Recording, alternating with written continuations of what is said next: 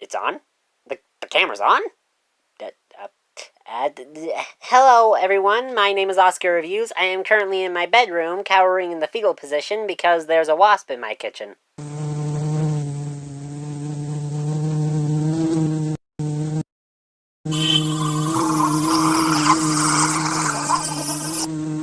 Please don't tell me it's going to break the china. And there goes the china.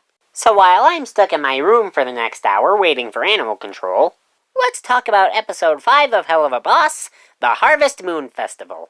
Now we're gonna be doing this in an orderly fashion.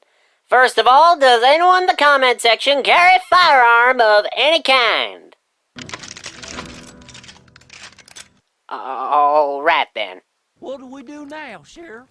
Now, we ride!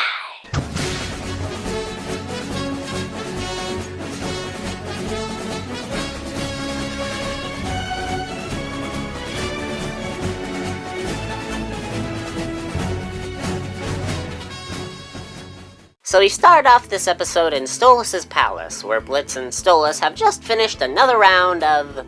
You want some fuck? But do you really need the book for this farm bullshit? I have like 15 new clients waiting for heads to roll. As shocking as it may seem, Blitzy, my grimoire is actually incredibly important, and it isn't supposed to be lent out to itty-bitty imps like yourself. Oh.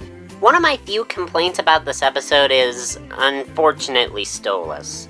It's not that he's being portrayed as a bad or unlikable character in any way. He's just been regaled to the same shtick he was in the first episode and the pilot, just thirsting over Blitz for no reason. It also came across that Stolas was just really whiny and spoiled this episode, but that might just be me. Blitz mentions that he's never been to the Wrath Ring, which we know is false because of episode 3. You gonna run off, leaving someone else to pay for the hotel room, steal their car, and run 3 rings to Wrath and max my credit cards on shitty horse riding lessons? God damn it, whore, you will not let that go!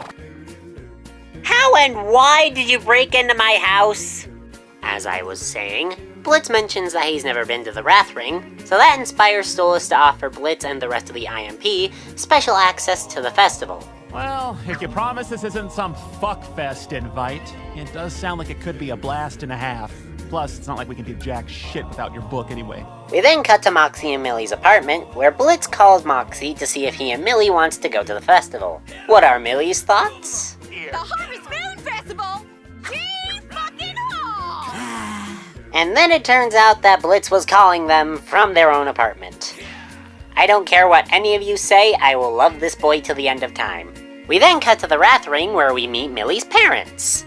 And I must say, I cannot give enough praise to this episode for just how amazing Millie's family is in this episode. Every interaction between Millie and her family is just absolutely adorable, and I love it.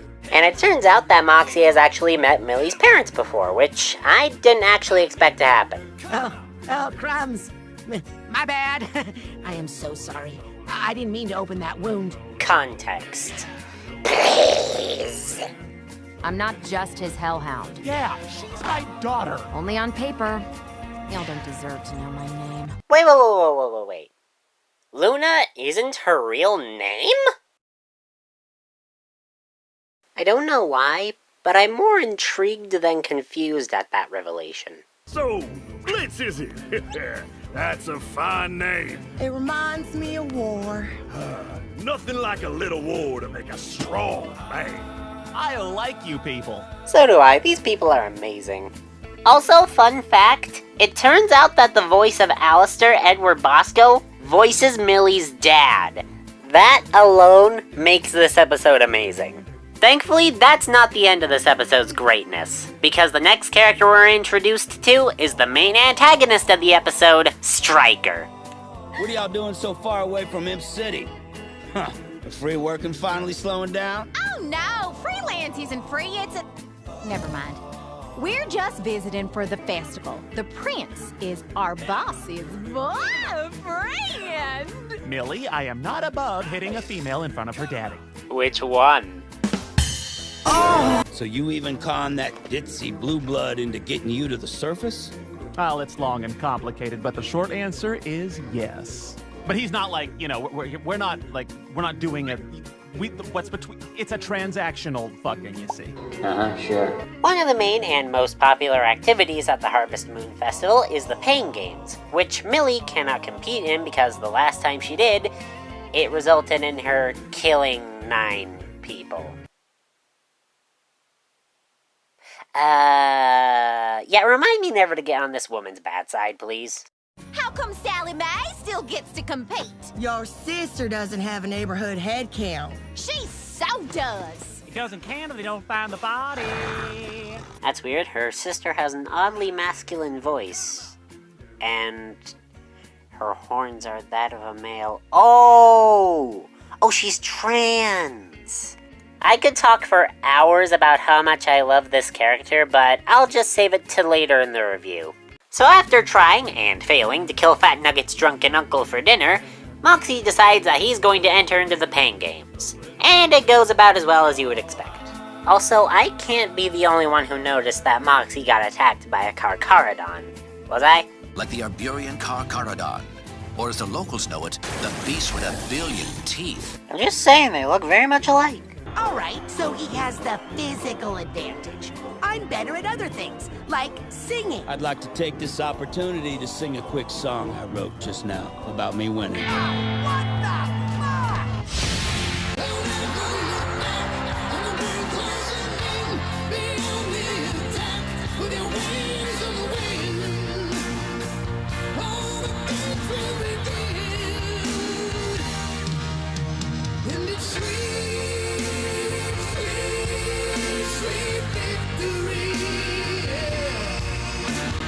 I couldn't not, okay? I couldn't not.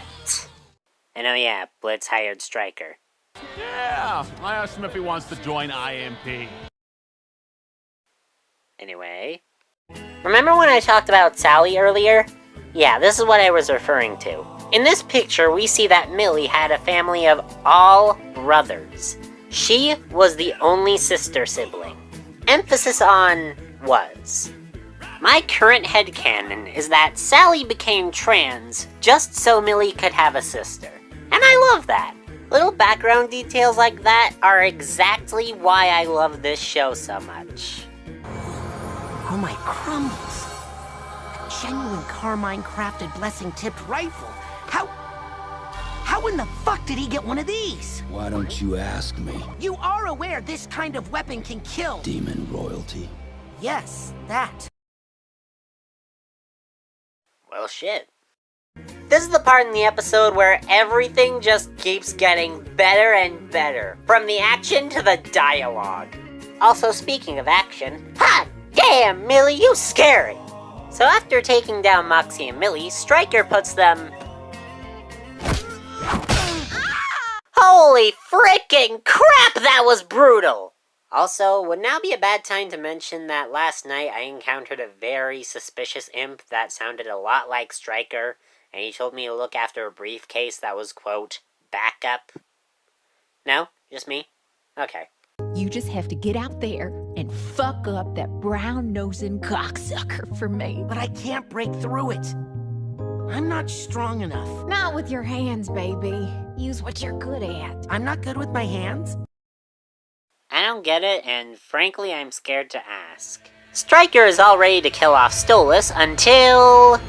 I thought you were still at the ceremony. You thought I wanted to stand around with a bunch of hillbillies excited about corn and shit with a thirsty owl on stage? Huh. Now you seem disappointed in me. Yeah, well, I'm not a fan of someone I offered a job to about to off my easiest lanky ticket to Earth behind my back. This moment right here is the exact reason why Stryker is the best villain in the series so far. Stryker has already shown to be a very strong physical threat to the protagonists, but he also serves as a psychological threat, utilizing his silver tongue to actually convince Blitz to join him and kill Stolas. Thankfully, those plans never come to fruition because guess who's back, bitches? Oh, you daddy fucker! Also, have I mentioned how great the action is in this episode? No big deal, it's just the stuff dreams are made of. So after gaining the upper hand in a battle, and unfortunately losing it again thanks to Luna, Stryker seizes the opportunity and jumps out of the window and disappearing into the crowd.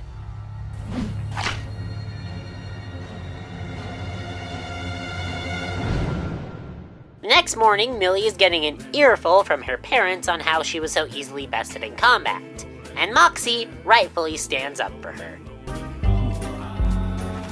Wow, he nodded! He's never acknowledged your input before. So, is that progress? I'd assume so, at least if I had a girlfriend. Anyway, that was the Harvest Moon Festival. I cannot even begin to describe how amazing this Why Is It Still Going? I failed to kill the target at the festival. But don't worry, ma'am. It won't happen again. It better not. I want this cheating prick dead. I don't care who you have to go through. Make it happen!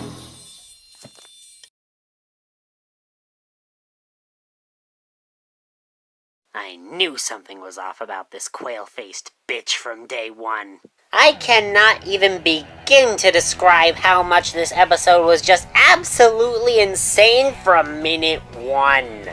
Episode 5 of Helluva Boss, The Harvest Moon Festival, is by far the most insane episode we have ever gotten so far. Absolutely everything in this episode was absolutely fantastic. The animation, the lighting, the voice acting, everything! And that absolute monster of a cliffhanger. Does all of this mean that this is my new favorite episode of Helluva Boss? No.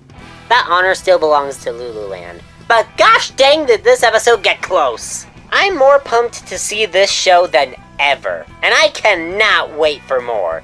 I am Oscar Reviews, and I'm gonna go check out that briefcase Stryker left me. Also, here's a Stryker tribute to end off the video. Good night, Tri-State area.